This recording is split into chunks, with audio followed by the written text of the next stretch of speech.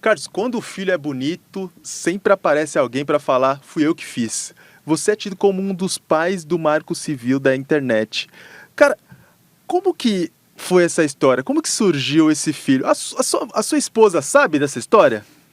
Patrícia está completamente a par de toda essa situação e completamente embarcada nessa narrativa de multiparentabilidade com, enfim, diversos pais e mães espalhados por aí sobre o Marco Civil da internet. Novos tempos, hein? E já eram novos tempos lá atrás, há 10 anos atrás. O Marco Civil começou com uma ideia de que a primeira lei sobre a internet no Brasil, ela não deveria ser uma lei para criminalizar condutas na rede, porque era isso que estava acontecendo no Congresso Nacional. A gente tinha um projeto, que era o projeto 84 de 1999, Uau! que já falava sobre crimes na internet. Pré-Matrix. Total. Numa situação em que a gente, às vezes, acha que, poxa, o Congresso brasileiro não estava falando sobre internet. Nos loucos anos 90, a gente já tinha ali uma lei sobre internet. Mas era uma lei que criminalizava as condutas que eram muito usuais com relação à internet. Por exemplo, ripar um CD, que é uma coisa hoje até difícil de você explicar, né? Porque as pessoas, enfim, não sabem direito nem o que é o ripar e nem o que é um CD. A gente tem que explicar, né? Que é um objeto esférico que você coloca dentro de dispositivos para tocar música. Aquilo ali ia ser crime, porque você estava mudando uma mídia que havia sido criada para um CD para um arquivo MP3. Então era uma criminalização dos arquivos .mp3, que eram os arquivos para tocar música na época. Então a ideia era, primeira lei sobre internet no Brasil não pode ser sobre isso. Tem que ser sobre uma afirmação de direitos, de liberdades. E com essa ideia surgiu a noção de um marco civil da internet. Nasce como uma provocação da academia do terceiro setor, mas o governo abraça essa iniciativa e lança uma consulta pública na internet. E isso aqui é pioneiro. O Marco Civil da Internet foi a primeira vez em que o governo federal lançou uma consulta pública na internet para construir um projeto de lei. Foi uma enquete no X? Olha, é um assunto quase meta, porque é uma consulta pública para regular a internet feita na internet. E deu muito certo. E é quase como, enfim, um paraíso, sabe, de pessoas felizes numa consulta pública, sem robôs, sem xingamentos, em que as coisas ali funcionaram. Algo, enfim, do passado. Eu acho que tão estranho quanto foi você falar em ripado, a gente tem que falar desse mundo em que não tinha robô e xingamento na internet para fazer uma enquete por uma coisa que viria a ser uma lei. Que mundo é esse, sabe? Esse é o estranhíssimo mundo de 2009. Uau! Né? E é o momento em que essa consulta pública vai ao ar, ela roda de 2009 a 2010, e a partir do resultado dessa consulta pública, vai se criar o texto de um projeto de lei que é encaminhado ao Congresso Nacional em 2011, e aí ele vai rodar no Congresso Nacional por 3 anos. O Marco Civil ele é apresentado em 2011, julho de 2011, e vai ser aprovado em abril de 2014, passando pela Câmara, passando pelo Senado. A primeira lei brasileira sobre internet é uma lei que afirma direitos. Fala de liberdade de expressão, da chamada neutralidade da rede, privacidade, proteção de dados pessoais, está tudo lá. Uma lei de 2014 que hoje completou em 2024, 10 anos, e que agora passa, enfim, de certa maneira, pelas dores da idade. Né? Qual que foi a importância do Brasil ser o promotor desse marco civil da internet? E o que mudou de lá para cá em termos de relevância do Brasil para propor regulamentações pioneiras como foi essa do Marco Civil? Olha, eu não sou uma pessoa saudosista, não.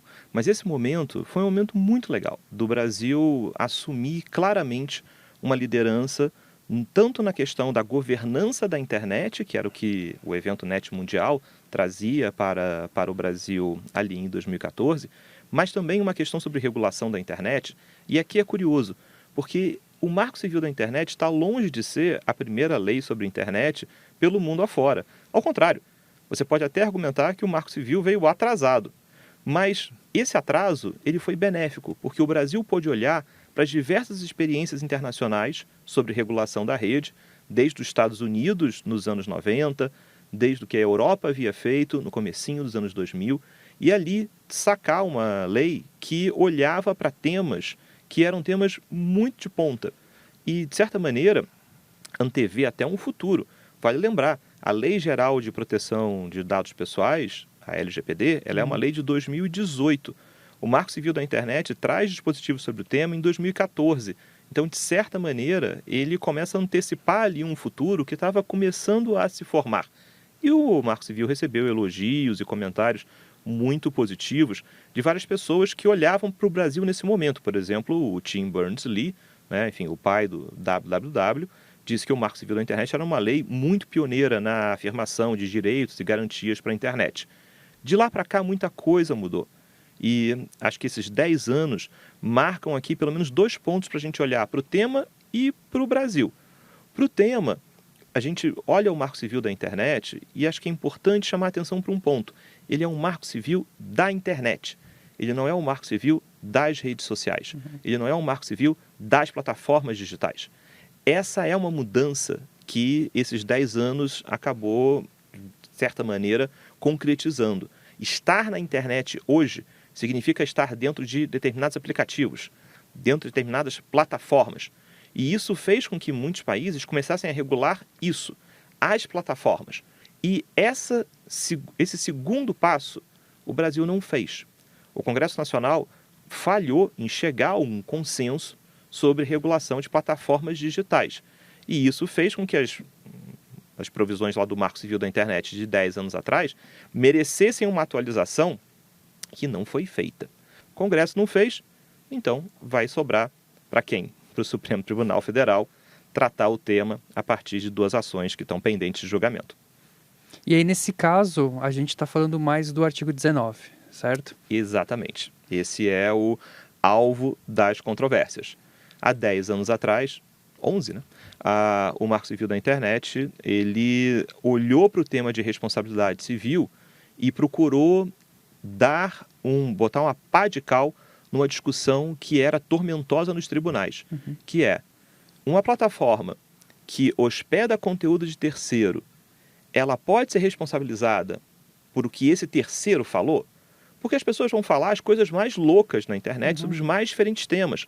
A plataforma em si, o provedor de aplicações, que é o nome técnico, né, na época, não tem como saber se um conteúdo sobre medicina, sobre saúde, sobre educação, sobre costumes, sobre uma celebridade, o que é lícito, o que é ilícito, não tem como saber. Então é melhor a gente fazer o seguinte: vamos colocar uma trava na decisão judicial, dizendo que as plataformas apenas serão responsabilizadas caso elas não removam um conteúdo quando eu tenho uma ordem judicial que diz isso é ilícito, tire do ar. A questão é, e enquanto não vem a ordem judicial? E esse é um ponto que o Marco Civil não avança. Moderação de conteúdo não era, há 11 anos atrás, o debate que é hoje.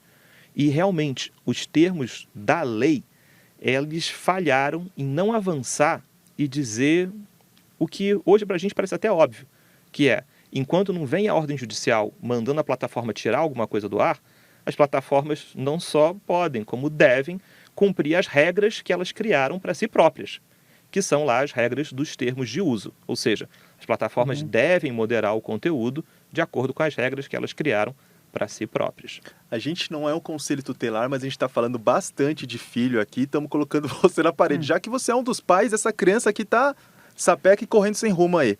Como que é ver seu filho no banco dos réus no STF? Para que lado que está indo o julgamento dessa criança aí? Olha, essa criança tem sido muito arteira, pelo visto, e esse olhar sobre o artigo 19, ele é muito interessante, porque se por um lado ele mostra como uma legislação sobre a internet, ela precisa ser sempre olhado com lupa, acompanhando como a tecnologia vai se transformando e entender como a regulação precisa também se transformar. Eu costumo dizer que regulação de internet também é uma tecnologia. E aqui a gente tem muito para melhorar. Nem tudo vai ser resolvido com lei federal. Toda tecnologia tem bug. Né? Não tem a menor dúvida. Às vezes dá tilt, né? Se deu tilt, deu bom. Sem a menor dúvida. E quando a gente olha para o Marco Civil, a gente tem ali claramente uma situação que poderia ter sido aperfeiçoada. Em não tendo sido aperfeiçoada pelo Congresso, o Supremo agora vai julgar 2 ações que tratam de responsabilidade civil e que olham para a tentativa de mudar esse modelo. A questão é, o que vai sair do Supremo? E aqui a gente tem tanto uma discussão de conteúdo, de substância, quanto uma questão de processo, de como é que isso é comunicado. Porque é muito claro que o Supremo vai mudar a regra do artigo 19. E eu acho que, de certa maneira, essa mudança ela é até bem-vinda para olhar para atualizações que realmente precisam ser feitas. A questão é, quais atualizações serão essas? A gente teve 2 votos no início dos 2 relatores das 2 ações, o ministro Toffoli e o ministro Fux, com votos muito duros, que tratam de temas que, a meu ver, são bastante delicados. No voto do ministro Toffoli, a gente tem uma situação que a gente chama em direito de responsabilidade civil objetiva. E aqui não quero alienar todo mundo que está acompanhando a gente, espero, até aqui. Mas a ideia de responsabilidade civil objetiva é a ideia de que a plataforma responde simplesmente porque o conteúdo está lá, automaticamente. Pouco importa se alguém te notificou, se você sabe, se você não sabe, não importa. Está lá, você responde. E o ministro Toffoli coloca uma série de temas que entrariam nesse tipo de responsabilidade. Desde conteúdo de exploração sexual de menores, a terrorismo, a infração a direitos autorais.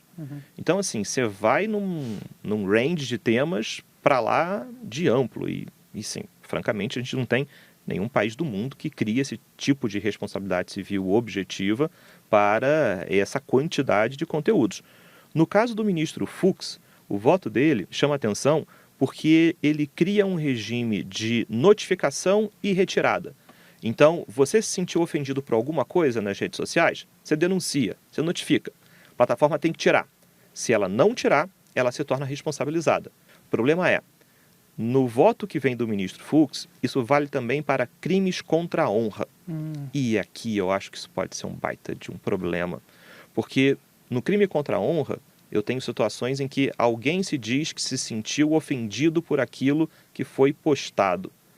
Se eu dou, na decisão do Supremo, a chance para que todo mundo se diga ofendido por alguma coisa que está na internet e tenha a possibilidade de denunciar, e se a plataforma não tira, ela vai ser responsabilizada, minha preocupação não é com as diferentes sensibilidades que as pessoas têm, isso é do jogo, mas que pessoas que exercem poder, que têm autoridade e que são investigadas e que têm uma crítica, vão ter uma ferramenta jurídica para começar a apagar essas coisas da internet.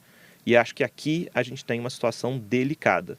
Então, vamos ver para onde vai o Supremo. A gente teve um 3º voto do ministro Barroso, que procura ser um voto mais intermediário, mais de meio de caminho, mas a gente teve um pedido de vista do ministro Mendonça, que é um voto que se espera que olhe para um tema de liberdade de expressão de uma maneira que é ali já ensaiada pelo ministro nos debates que aconteceram no plenário.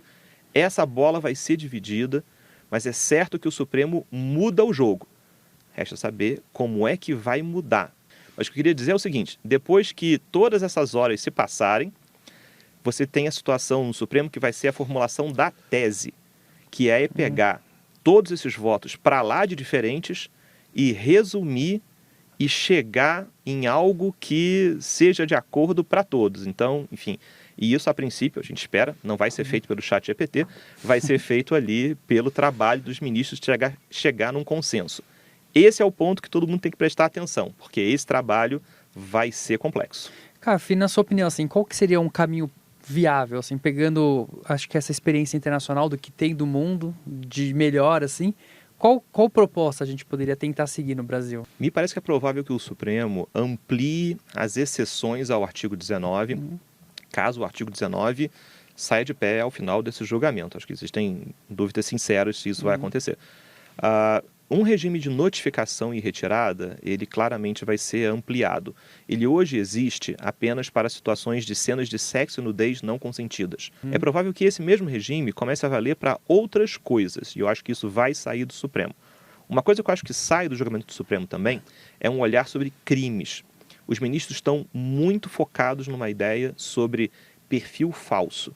E que as plataformas estão falhando em remover perfil falso com velocidade. E aí, perfil falso é a ponta de lança para uma série de golpes. Então, acho que esse olhar para estelionato, para golpes, fraudes na internet, feitos a partir de perfis falsos, é um outro assunto que o Supremo vai ordenar que as plataformas removam com enorme presteza. Se não fizerem, vão ser responsabilizadas. O ponto de interrogação que fica é sobre para onde vai o Supremo sobre outros assuntos, envolvendo conteúdos que são anúncio, conteúdos que são impulsionados e até mesmo um debate sobre conteúdos recomendados. E isso aqui me parece bastante perigoso, porque se você vai criar um regime de responsabilidade por tudo que for recomendado, assim, recomendado é tudo. A gente está falando do algoritmo. Não tem, algoritmo. Não tem nada que passe. É melhor você botar na cadeia o algoritmo. E aí daqui a pouco eu consigo ver uma discussão sobre responsabilidade civil por algoritmo de recomendação, levando a uma situação de responsabilidade, por exemplo, do Waze por um caminho errado que tenha levado a pessoa a alguma situação ali de algum dano causado, enfim, eu venho do Rio e aí a gente sabe que a gente tem casos aqui, enfim, bastante tristes, situações de recomendação de caminhos que passam por comunidades que são dominadas por tráfico e milícia, e ali você pode ter uma situação que se torna perigosa. Não sei se a gente tem que chegar nesse ponto, mas eu só queria usar esse exemplo para mostrar como, quando você fala sobre responsabilização por algoritmo de recomendação, você começou a extrapolar, já não é mais sobre rede social, é sobre como funciona a internet. A nossa vida é uma vida permeada por algoritmos de recomendação. Se eles forem gerar responsabilidade, olha, acho que melhor você começar a pensar em vender coco na praia ou outras situações mais analógicas. Qual?